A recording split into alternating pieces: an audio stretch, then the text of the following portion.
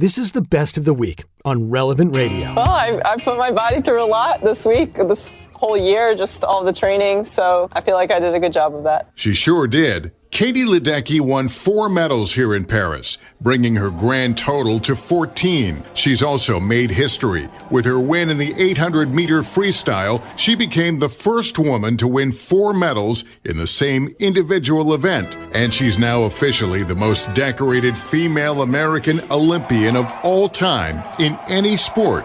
But she remains as humble as ever. First woman in history to win 4 Olympic golds in the same event. And our thanks to NBC Sports for those great moments by U.S. and Catholic Olympic swimming great Katie Ledecky. Welcome back to Morning Air. I'm John Morales along with Glenn and Sarah. Of course, listening to those great moments from Katie Ledecky leads us to our discussion this morning about sports and faith, which is a very relevant issue with all the headlines being made at the Paris Summer Olympics, with the U.S. Leading the way with 79 total medals, 21 of them gold. My hero, Pope St. John Paul II, who was an avid sportsman in his youth, was known as the athlete's pope. He called sport a school of virtue and a gift from God to mankind. And like John Paul II, the 19th century founders of the modern Olympics believed in sport as a training ground of virtue. The modern Olympic creed in 1896 said the most important thing in the Olympic Games is not to win, but to take part, just as the most important thing in life is not the triumph, but the struggle. The essential thing is not to have conquered, but to have fought well. Joining us live from Charlotte, North Carolina, is Dr. Bill Thierfelder, the president of Belmont Abbey College, to talk about sports as a school of virtue and how, like the Olympic athletes, we too can be strong athletes for Christ. Dr. Thierfelder has a master's and a doctoral degree in sports psychology and human movement from Boston University. He's an inductee of the Sports Faith International Hall of Fame. Dr. Thierfelder, thanks so much for joining us. It is great to be with you. Once again, it's been way too long. Yeah, John, it's so great to be with you. It has been too long, but I follow you, like I live through you vicariously here, so I get to listen to you often, and you just do such a tremendous job. Well, you're so kind. I really appreciate it. And Dr. Thierfelder, before we talk about sports and faith and the virtues that one can learn from sports, love to get your reaction to the Vatican over the weekend issuing a statement denouncing the July 26 Paris Olympics opening ceremonies that mocked the Last Supper. Yeah, I mean, it was just outrageous. I think it left people speechless.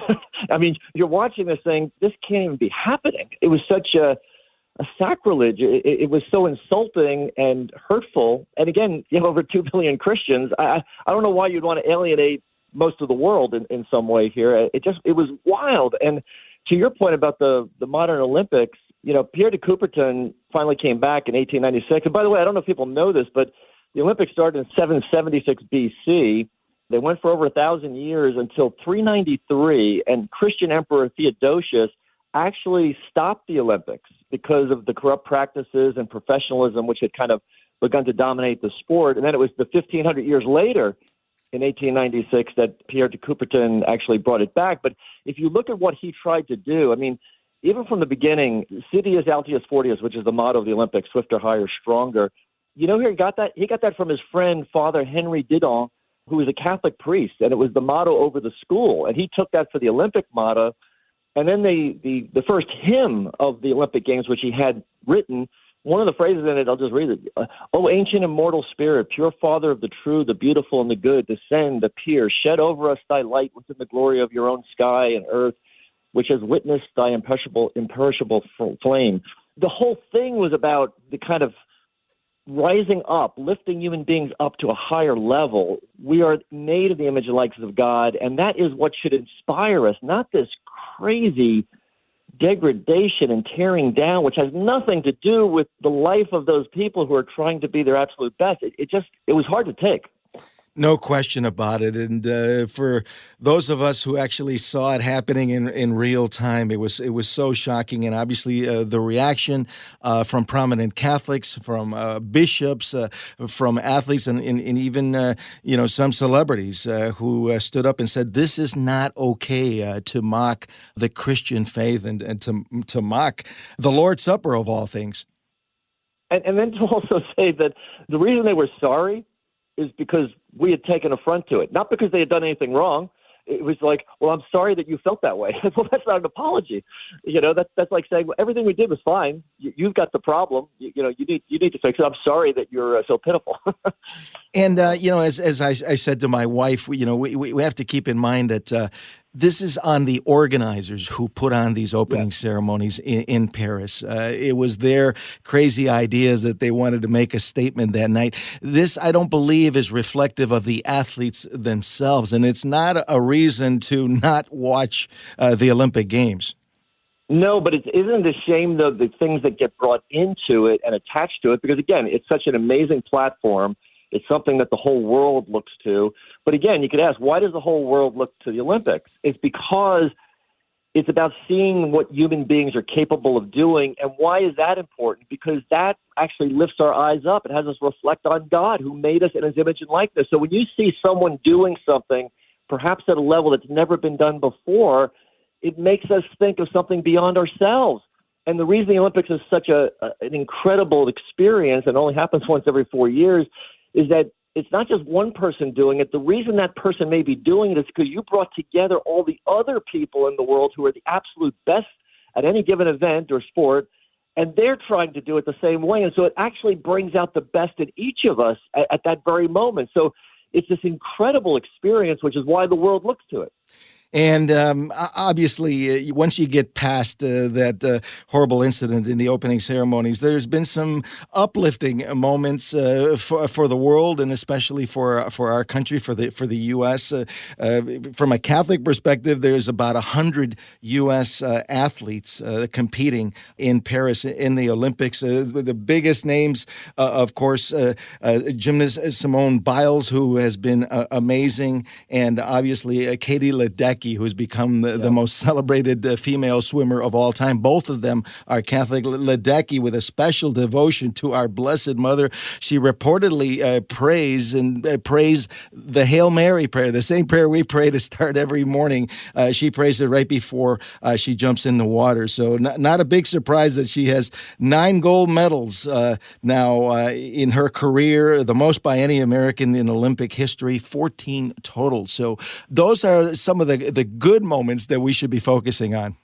Absolutely. And, what's interesting is that the base of faith in people's lives, that is what propels many people. So like Katie Ledecky, people think, because in today's world, we're so focused on the materialistic and what do we get out of this and how much money's involved and what's the prestige and what's the press going to say and am I going to be famous and am I going to make a lot of money? Many of these athletes are driven by a true love of God. Like they see their action, their extension of what they do as being a way of reflecting God and thanking God and giving back to God. It's almost like being a good steward, where you want to double your talents. Actually makes me think of, in Chariots of Fire, Eric Liddell, by the way, who was in the Paris Olympics, had some famous quotes. One of them was like, I believe God made me for a purpose, but he also made me fast.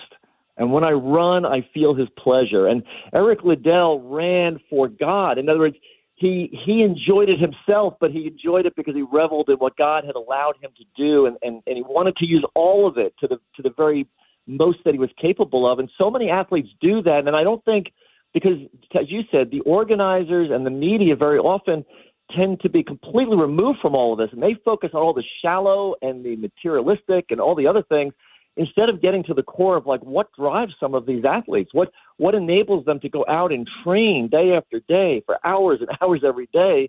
It's this desire to give back to God all that they have.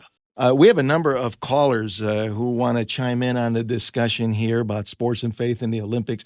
Tracy is joining us. Tracy, good morning. Welcome to the show. You're on with Dr. Thierfelder. Hi, John. I just wanted to make a comment. I do support the athletes, but I'm not watching the Olympics because of what happened. I don't think that I should give my time and my money to the people who sponsor it and to the networks. And as much as I support the athletes, I'm not watching it because they mocked our Lord.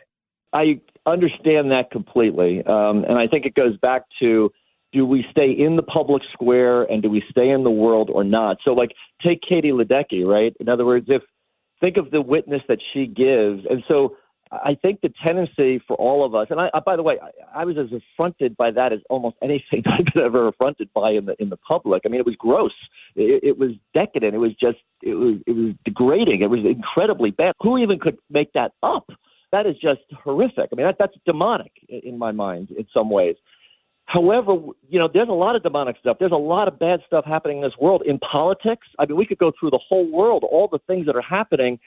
We've got to get in the public square. We cannot give up an inch.